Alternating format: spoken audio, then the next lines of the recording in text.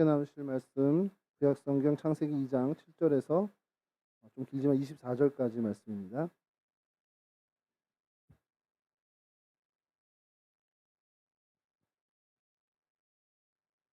창세기 2장 7절에서 24절까지 저와 여러분 한 절씩 교독하도록 하겠습니다. 여호와 하나님이 땅의 흙으로 사람을 지으시고 생기를 그 코에 불어넣으시니 사람이 생명이 되니라.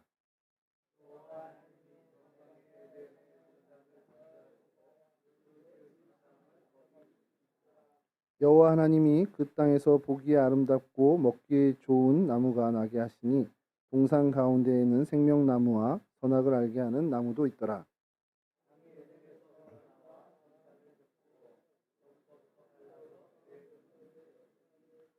첫째의 이름은 비손이라 금이 있는 하울랏 온 땅을 둘렀으며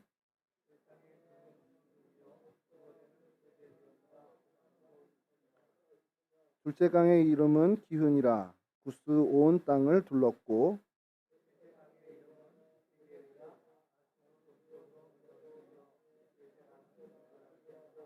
여호와 하나님이 그 사람을 이끌어 에덴 동산에 두어 그것을 경작하며 지키게 하시고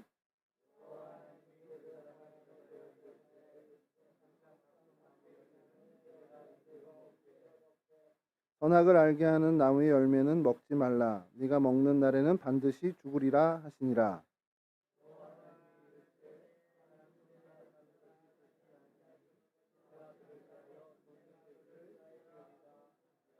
여호와 하나님이 흙으로 각종 들 짐승과 공중의 각종 새를 지으시고 아담이 무엇이라고 부르나 보시려고 그것들을 그에게로 이끌어 가시니 아담이 각 생물을 부르는 것이 곧 그 이름이 되었더라.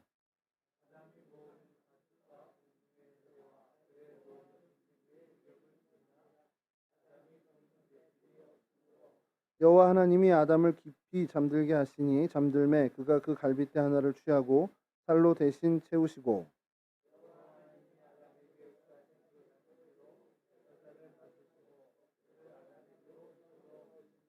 아담이 이르되 이는 내 뼈 중에 뼈요 살 중에 살이라 이것을 남자에게서 취하였은즉 여자라 부르리라 하니라. 이러므로 남자가 부모를 떠나 그의 아내와 합하여 둘이 한 몸을 이룰지로다. 아멘. 예, 오늘 저희가 살펴볼 성경의 인물은 아담입니다. 굉장히 굉장히 어려웠습니다. 몇 달 전부터인 것 같은데 그래서 성경 속 인물 이야기면 아담은 해야 되지 않나라는 생각을 사실은 성경 속 인물 이야기라는 것을 좀 생각을 하면 사실 아담부터 시작을 했어야 되는 게 맞는데 제 실력도 안 되고 자료도 좀 찾기 어렵고 해서요.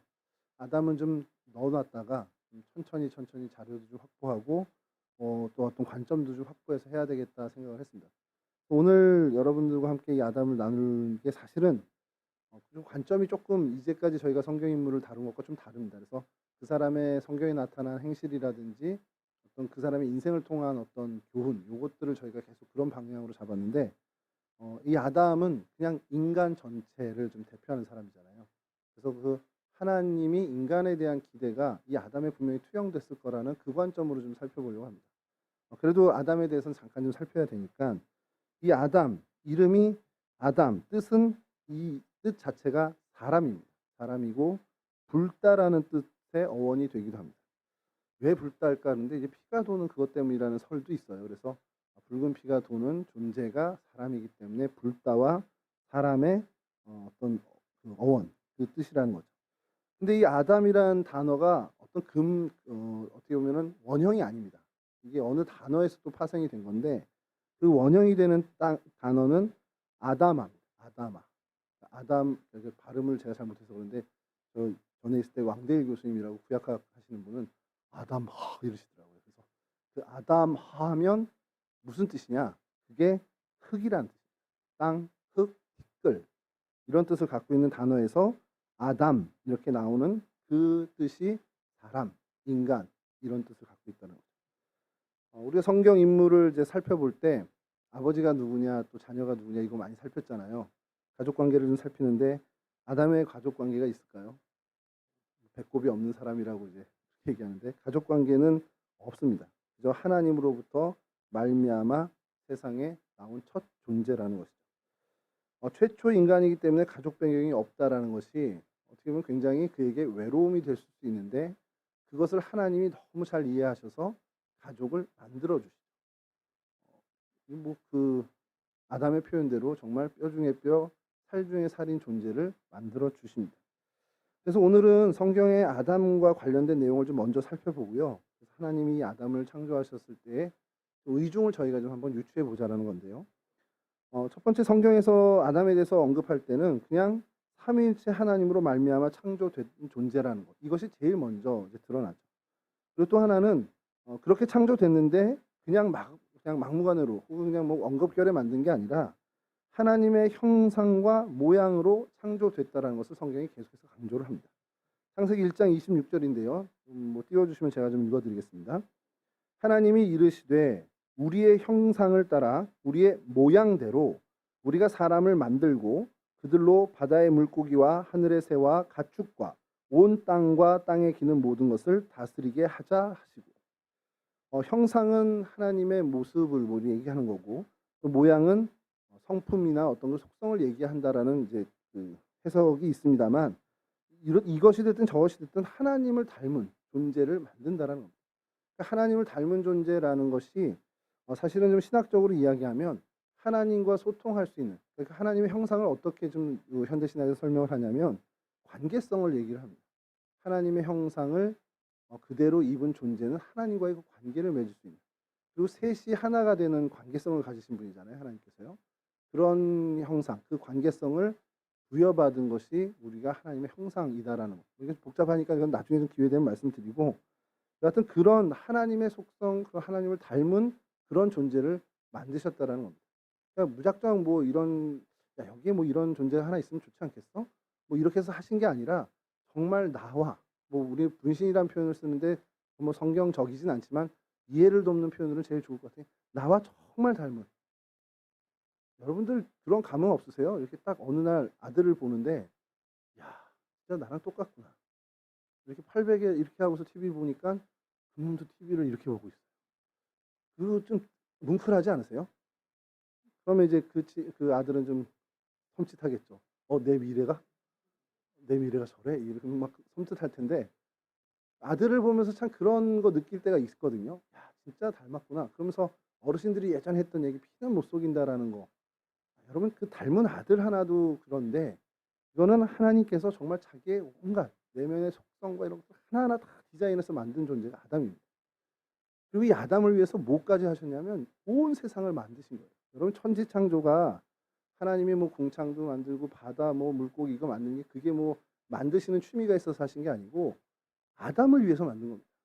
아담에게 주시려고 정말 말도 안 되는 이 스케일의 이 온 우주를 만드신 거예요. 그런 존재입니다, 아담. 그리고 그렇게 이제 성경에서 이야기하고요. 그리고 또 하나 오늘 우리가 좀 많이 좀 주목해 보려고 하는 것인데, 하나님께서 아담을 흙으로 지으셨다는 거예요. 그리고 그 흙으로 지으신 아담에게 생기를 불어넣어 주셨고, 그래서 생명, 살아있는 영이 됐다라고 성경은 이야기합니다. 그리고 나서 아까 말씀드린 것처럼 우리 읽은 본문처럼 이 아담을 위해서 에덴 동산을 만드셨다라는 기록이 있고요. 또 아담에게 생육하고 번성해서 땅의 모든 것들을 케어하는, 돌보는 직임을 주셨다고. 성경에서는 아담에 대해서 이런 언급들이 좀 많이 등장을 했다라는 겁니다. 그리고 나서 성경 속의 아담의 모습을 좀 우리가 더 살펴보면 그의 특성, 그가 드러난 뭐 우리 뭐 성격이나 성품 이런 것도 좀 살펴볼 수 있는데, 물론 이제 처음 사람이다 보니까 모든 인류의 조상이 됐다라. 이게 굉장히 존경받을 일 아닙니까? 정말 이 한반도의 시조라고 해가지고 우리 민족의 시조라고 해서 단군 왕검 얘기를 하면서 지금 뭐 학교에 동상 세우고 이러는 사람들의 움직임도 있잖아요. 그러니까 그런 존재도 그 정도로 추앙을 받는데 온 인류의 최초 시조입니다. 그러면 굉장히 존경받고 존중받고 해야 되는 게 마땅한데, 사실 아담은 그보다는 인류 타락에 대한 책임을 추궁당하는 존재로 사실 더 많이 거론되고 있다는 거죠. 안타까운 일이죠. 그래서 전 그런 생각을 해봐요. 하나님께서 그렇게 애지중지 만든 그 아담을 온 인류가 지금까지도 물론 믿는 이들이 더하지만 인류 타락에 선악과의 범죄 또 어쨌든 원죄가 인간에게 들어온 이것에 대해서 모든 추궁을 사실 아담에게 맞춰서 하고 있다라는 지금 뭐 하나님 곁에 있겠죠. 저는 그렇게 믿는데 거기서도 마음이 편치 않을까라는 생각을 합니다. 그렇게 처음 살아 모든 인류의 시조라는 그 특성을 가지고 그런 또 특징을 갖고 있고 또 흙에서 나서 흙으로 돌아가는 존재라는 것. 그러나 단순히 흙으로 만들어진 존재가 아니라 하나님의 생기가 들어있는 생명이었다는 것. 그것이 다른 짐승들과 비교되는 모습을 성경에서 계속 강조하고 있고요. 그리고 하나님으로부터 이 세상, 이 땅의 통치는 아닙니다만 정확히 통치라는 개념은 아니지만 돌봄을, 다스림을 이렇게 위임받았다는 것. 그리고 범죄 후에도 하나님의 은혜로 무조건적인 구원을 약속받은 존재였다는 겁니다. 여기서 좀 많은 신학자들의 논란이 있었던 게 있는데 그걸 잠깐 소개해 드리면요. 여러분 아담이 구원을 받았다. 아니다. 원죄를 저질렀는데 무슨 구원을 받아. 아담이 뭐 구원받을 수가 없다. 이렇게 의견이 나눠진다면 여러분도 어디에 좀 마음이 이렇게 좀 움직이십니까? 좀 손 들어보세요 하지 않을게요. 이게요. 신학적으로 굉장히 진짜 논란이 됐던 문제입니다. 하나님이 직접 지으신 최초의 인간입니다. 아담이라는 존재가 그렇게 대단한 존재거든요. 그 인간이 구원을 받지 못했다. 이건 하나님의 창조 사역이 실패 아니냐라는 그런 어떻게 보면 논리로 아담은 구원을 받았다라는 이야기를 하는 그 신학자들이 있고요. 또 한편으로는 뭐 원죄의 원흉인데 구원을 받았으면 그건 말이 안 되지 않냐라는 주장을 하는 쪽도 있습니다. 근데 여러분 제가 창세기 3장 12절 왜 논란이 되냐면 이 구절 때문에 그래요. 창세기 3장 12절인데요. 혹시 띄워주실 수 있을까 모르겠습니다. 하나님이 이제 물어볼 때요. 아담이 이르되 하나님이 주셔서 나와 함께 있게 하신 여자 그가 그 나무 열매를 내게 주므로 내가 먹었나이다. 여러분 이 뉘앙스는 뭐죠? 저희가 이 한국말로 번역된 거 뭐 그런 성경 영어도 마찬가지지만 어떻게 받아들이세요? 너 왜 이거 먹으니? 하나님 물으셨잖아요. 그랬더니 대답을 이렇게 한 겁니다. 하나님이 저 여자 주셨잖아요. 저 여자가 그 나무 열매를 나한테 주어서 내가 먹었습니다. 이게 쟤 때문이잖아요. 그러잖아요. 전통적인 해석이. 근데 여기서 논란이 된 게 뭐냐면 검찰 쪽 증인이나 변호사 쪽 증인 나와서 법정에서 얘기해 보세요라고 했을 때 마지막 구절 내게 주므로 내가 먹었나이다. 자백을 한 겁니다. 너 먹었지? 내가 먹었어. 그래서 이거를 법조인의 입장에서 보면은 정확히 한번 여쭤봤었어요. 그 전에 교회 변호사님이 계셔서 로펌 대표도 계셔서 이렇게 구절을 하면 이거 처벌받죠? 자백으로 인정받는 거죠. 명확한 자백이라는 거예요.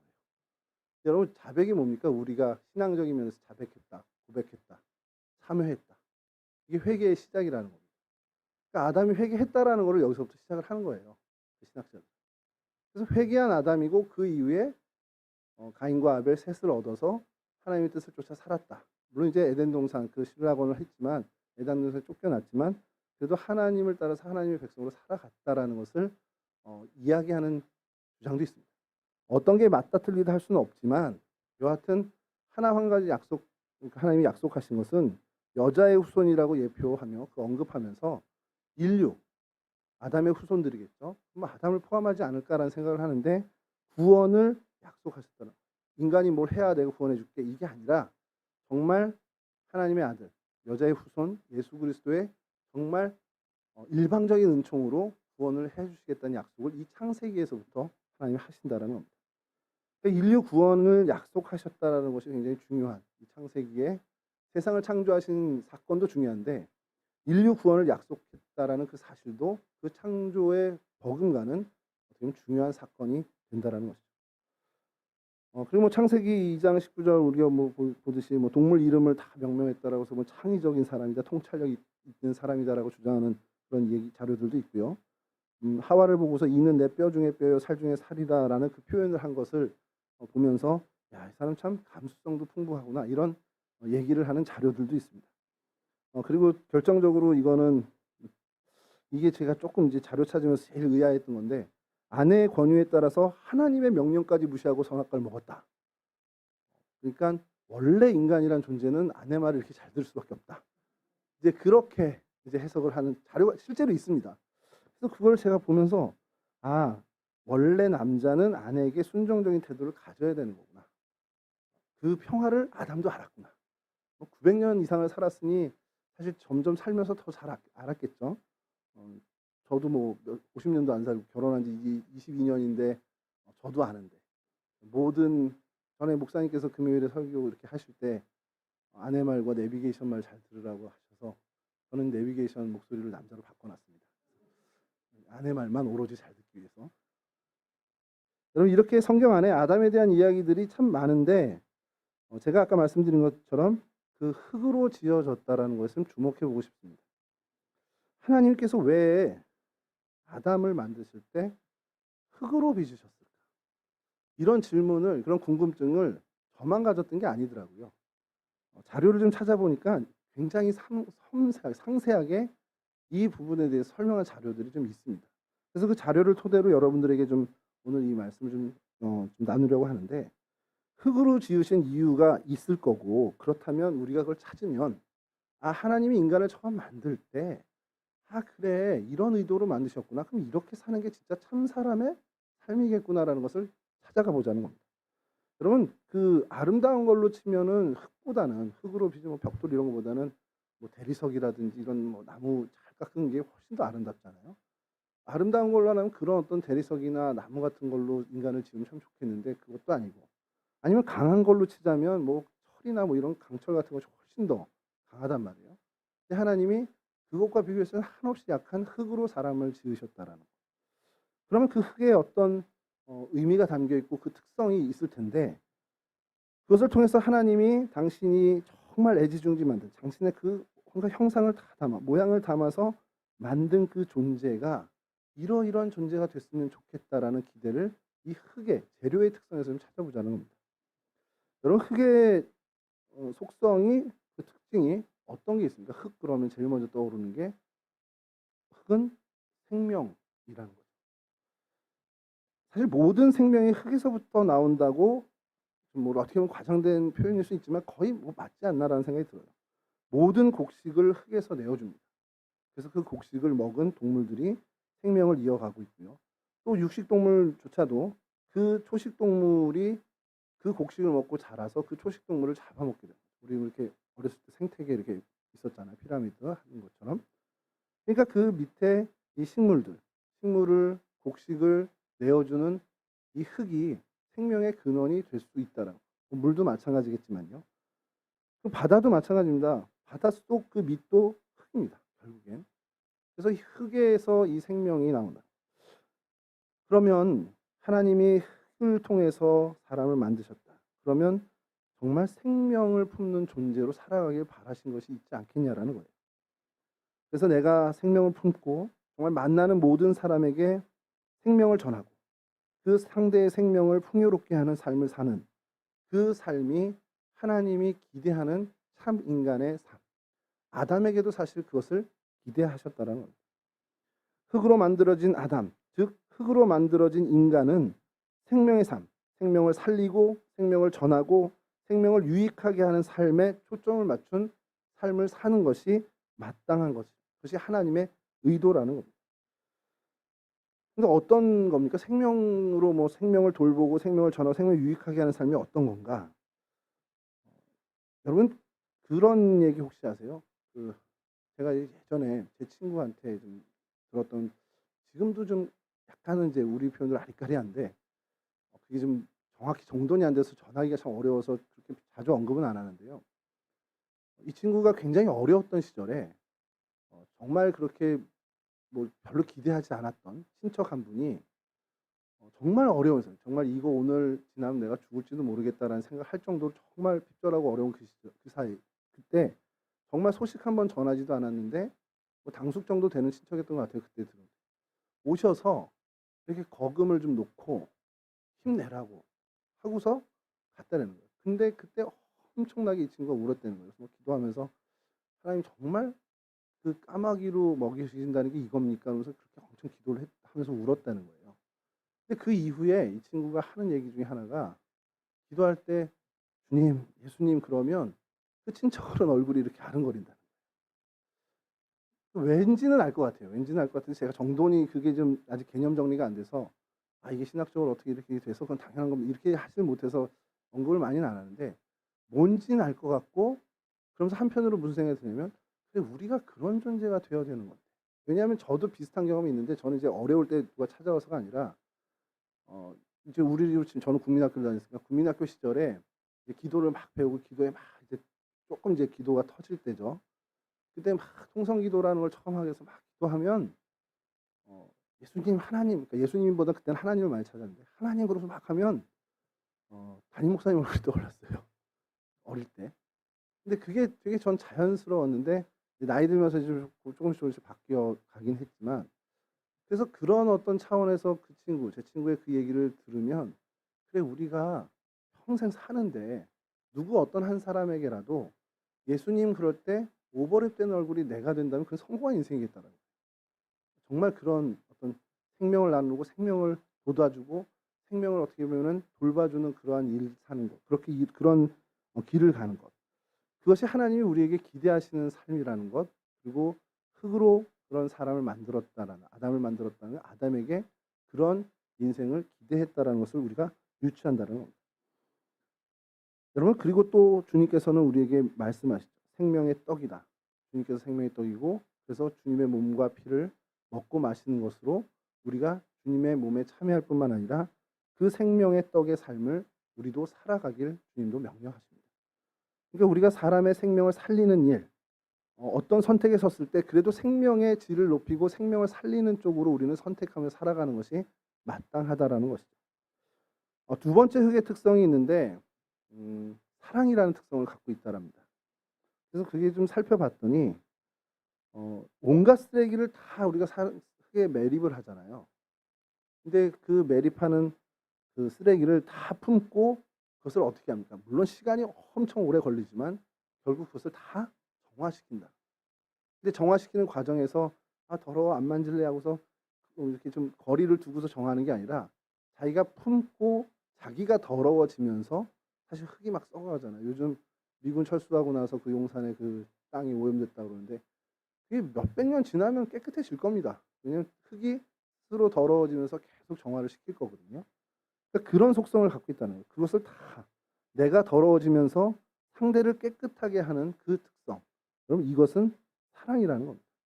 그런 사랑의 삶을 사는 것을 하나님께서 기대하시고 아담을 이 흙, 이 특성을 가진 흙으로 빚으셨다라는 것은 빚으셨다라는 것이죠. 그러니까 그것은 우리에게 이 사랑의 삶을 살라라는 것인데 우리가 사랑을 행하라, 사랑의 삶을 살라 그러면 뭔가 주는 것을 먼저 떠올립니다. 내가 갖고 있는 뭔지 그것을 좀 주고 저 사람을 도와주고 이걸 먼저 생각하는데 실은 그런 걸 주는 것보다 먼저 마음을 주는 것이 중요합니다. 사랑에 대해서 얘기를 하는 것 중에 하나가 그 자료에 나온 것 중에 투르게네프라는 러시아 작가가 있는데 그분이 쓴 거지와 신사라는 이야기가 있더라고요. 그것을 예로 들었는데 그러니까 내용은 이겁니다. 그 어떤 한 신사가 이제 공원길을 걷고 있는데 이제 한 거린을 만난 거예요. 그 거린이 계속해서 이러는데 이분이 마음이 동한 거죠. 그래서 뭔가를 좀 주고 싶어서 지갑을 찾았는데 이제 거린도 딱 쳐다보는 거죠. 이 사람이 자리를 길에서 섰고 뭔가 멈칫하면서 나와 눈이 마주치고 뭔가를 주겠구나 그래서 잔뜩 기대 어린 눈으로 신사를 바라본 겁니다. 신사가 우리 그럴 때 있잖아요. 지갑을 두고 온 거예요. 그래서 저 같은 경우 만약에 좀 주고 싶다고도 지갑을 찾았는데 지갑이 없다 그러면 저는 그냥 멋쩍지만 돌아서 갔겠죠. 근데 이 신사는 뭐 딴 거 뭐가 있을까? 뭐 펜이라도 있을까? 그러면서 막 이렇게 찾은 거예요. 근데 이제 산책을 나온 거니까 아무것도 없는 거죠. 뭐 시계라도 있으면 시계를 좀 풀어줄까 그랬는데 그것도 없는 거. 근데 이 기대하는 거린의 눈을 보니까 그냥 바로 자리를 박차고 갈 수도 없고 해서 그 거린이 앉아 있는 그 자리로 몸을 낮추고는 손을 잡고는 정말 미안합니다. 내가 뭔가를 꺼내려고 했는데 제가 가지고 있는 게 아무것도 없어요. 죄송합니다. 이랬다는 거예요. 그 이제 작품 내용이. 이 거린이 아닙니다, 선생님. 이미 선생님한테 저는 많은 걸 받았어요. 이러면서 얘기가 끝난다는 거죠. 뭘 받았다는 겁니까? 이제 그걸 저희 독자들에게 묻는 거죠. 그 마음을 받은 거죠. 뭔가 실제적으로 오고 간 건 없습니다. 뭐가 건네진 건 없지만 그 신사의 거린을 향한 그 마음, 그것이 동정이 됐든 긍휼이 됐든 뭔지 모르지만 그 마음을 건넸다는 거. 사랑이 거기서부터 출발한다라는 거예요. 여러분, 우리 누가복음 10장에 보면 선한 사마리아인의 비유가 나옵니다. 선한 사마리아인 비유가 정말 많은 이제 이 다각도에서 해석을 할 수가 있는데, 여러분, 이 사람의 선한 사마리아인의 그 어떤 도움이 왜 중요하냐면 이것은 그냥 단순 동정심이 아니라는 거예요. 이것은 사랑에 의해서 하나님으로부터 인한 사랑이라는 것을 확신하는데, 그 해석이 왜 그러냐면, 여러분, 내가 누군가를 봤을 때 돕고 싶은 마음이 들고 뭔가를 해주고 싶은 마음이 들어서 도와주잖아요. 그럼 사실 그걸 우리는 사랑으로 생각을 하는데, 동정과 사랑을 어떻게 구분하는 거예요? 정말 뭐 어떤 측은지심, 이런 어떤 동정과 진짜 하나님으로 기인해서 오는 그 사랑을 어떻게 구분하느냐? 이 선한 사마리아인 비유에 들어있다라는 겁니다. 뭐냐면요, 선한 사마리아인 이 사마리아 사람이 여리고로 내려가는 길에 그 강도 만난 사람을 만납니다. 그리고 자신이 짊어지고 주막으로 가죠. 그리고 거기서 치료해 줍니다. 그 돈도 다 비용도 되죠.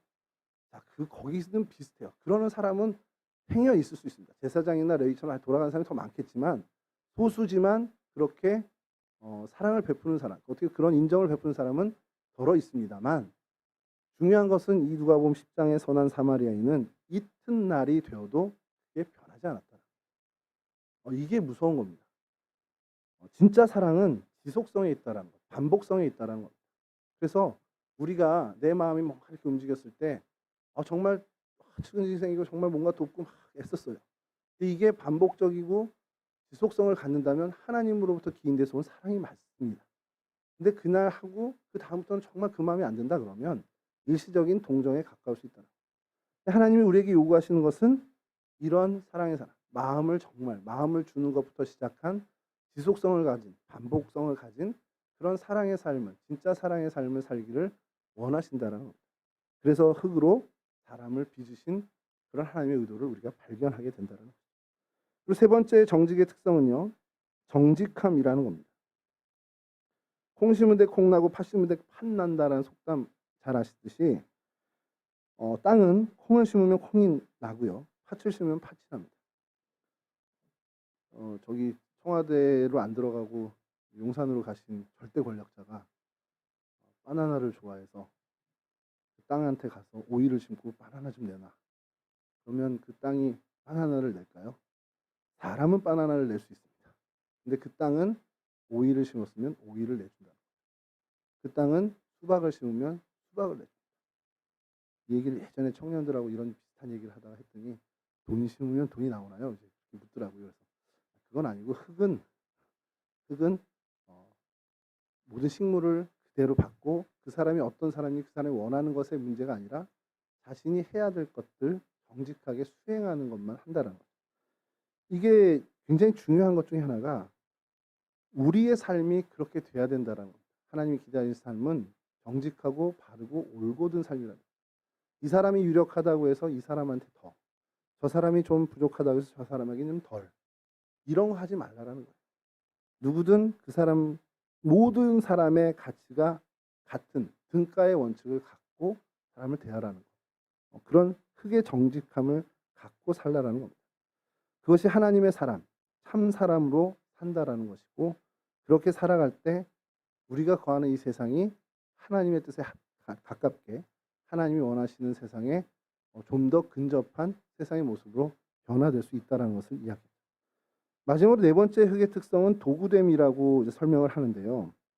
이것이 좀 저희 그리스도인들에게 굉장히 중요한 것인데, 흙은 불에 타지 않죠. 근데 얘가 물하고 반죽이 돼서 불에 타게 되면, 불에 닿게 되면 단단한 도구가 됩니다. 도자기를 굽듯이 그릇을 굽는 건데. 그래서 우리 저기 이사야 64장에 나오는 주는 토기장에 나는 진흙이라는 그 찬양도 있잖아요. 그래서 정말 나를 주장하지 않고 모든 것 토기장이 그 주인의 손에 맡긴다는 것. 그렇게 빚어질 때도 나를 주장하지 않고 토기장인 주인께 맡기는 것을 넘어서서 지음을 받은 후에도 어떻게 사용될지조차도 관여하고 자기가 아무 관심을 안 갖는. 나 이렇게 빚어주셨으니까 이 분야에 나를 사용해 주세요. 이렇게 빚었으니까 이런 데에 나를 써주세요. 라는 주장을 전혀 하지 않는다는 겁니다. 지음을 받기 전, 그리고 지음 받는 순간, 또 지음을 받은 후에도 오로지 주님의 마음, 주인의 마음대로 되어지기를 원하고 또 그렇게 아무 불평 없이 나아가는, 그게 바로 이 흑의 특징이라는 것이죠. 여기서 제일 많이 제가 좀 찔렸는데, 나는 진짜 하나님한테 요구하는 게 너무 많았구나. 하나님이 다 더 저보다 저를 잘 아셔서 훨씬 제가 선택한 삶보다 훨씬 좋은 삶을 주셨음에도 불구하고 그것을 매 순간 깨달으면서도 나는 여전히 하나님 이렇게 해주세요, 저렇게 해주세요, 내 요구를 많이 하고 있구나라는 반성을 좀 하게 됐습니다. 근데 하나님께서 아담을 흙으로 지으시면서 기대하신 것은 하나님한테 온전히 맡기는 삶을 살라는 거예요. 내 생각, 짧은 내 생각, 정말 어설픈 내 생각으로 하나님께 자꾸 요구하거나 얘기하거나 불평불만하는 것이 아니라 정말 하나님을 철저히 믿는, 하나님이 토기장이시고 나보다 나를 더 잘 아시고 나에 대해선 최고의 것을 주시는 분이라는 믿음을 갖고 하나님께 자신을 온전히 맡기는, 그래서 하나님의 의도대로 나를 사용하실 수 있는 그 삶을 살라라는, 그게 진짜 사람의 모습이라는 거예요.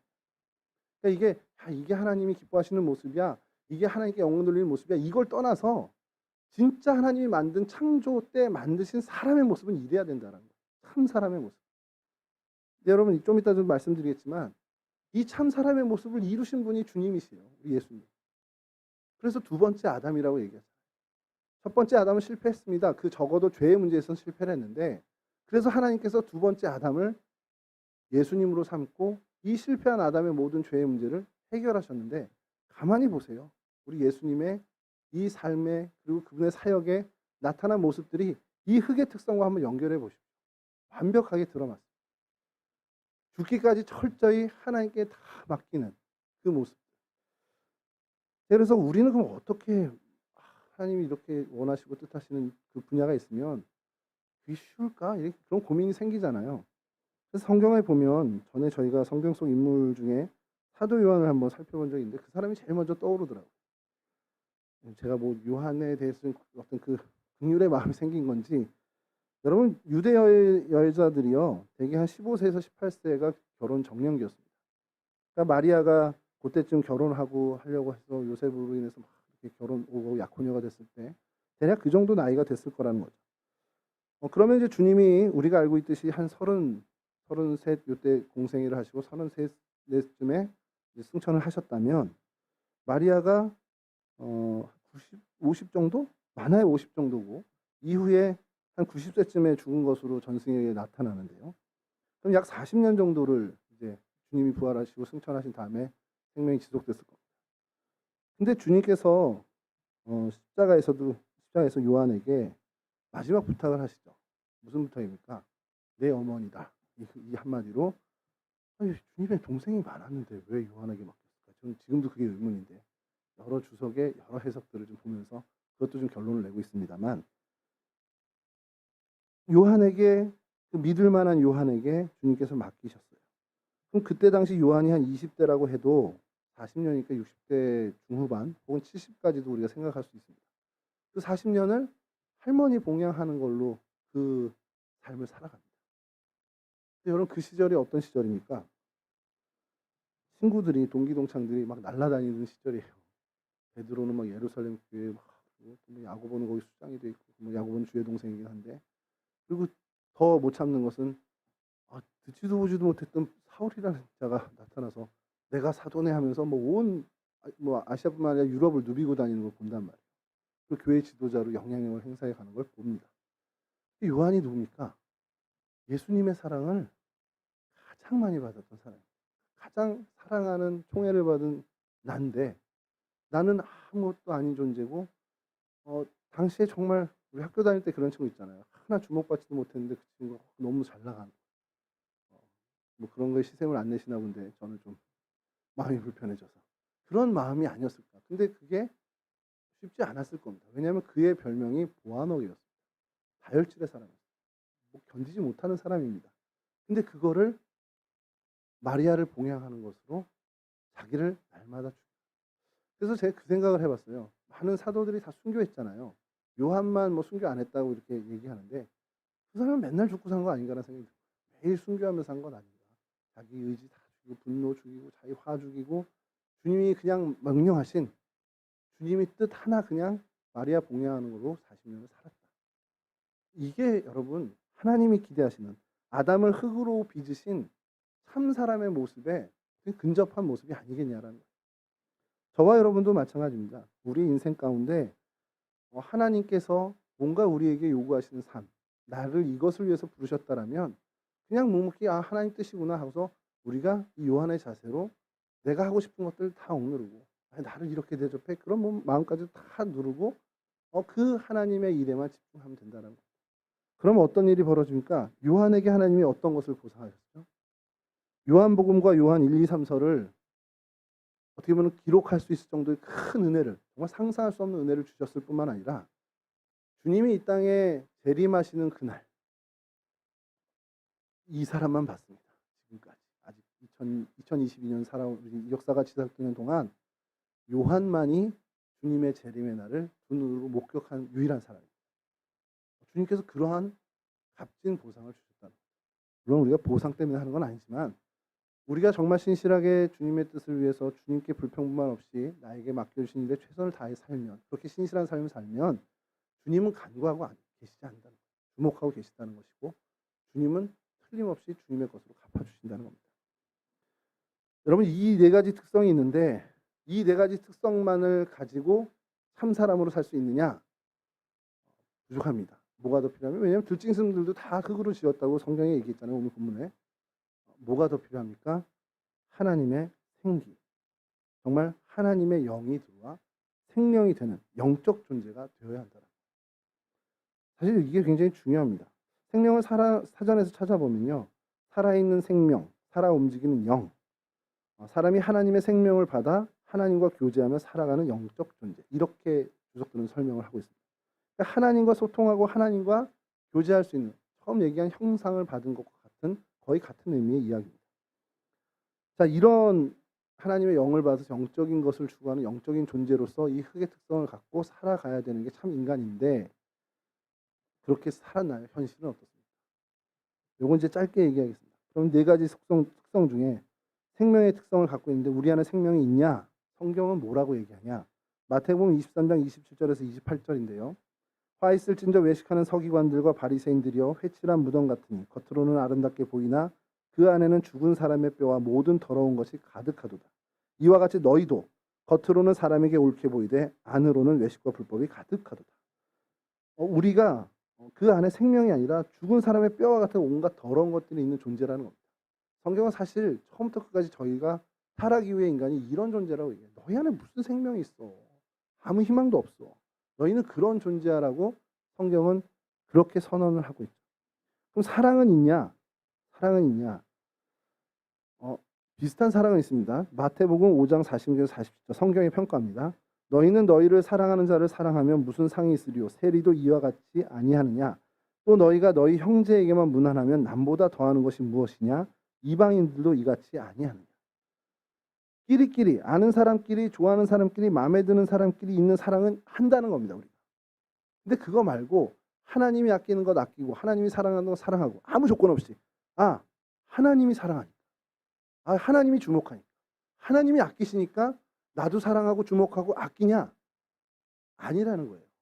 니네 그러지 않잖아. 주님께서 성경을 통해서 우리에게 그렇게 선언합니다. 너희는 보면 구분하고 사랑하잖아. 근데 흙은 구분 없이 다 품어요. 이 쓰레기는 안 돼. 이건 재활용 안 되니까 이거 일반 쓰레기니까 괜찮아. 이렇게 안 한다라는 거예요. 모든 것을 다 품는 것처럼 그런 사랑 우리한테 있냐? 없다라고 성경은 이야기합니다. 그럼 정직하게 사는가?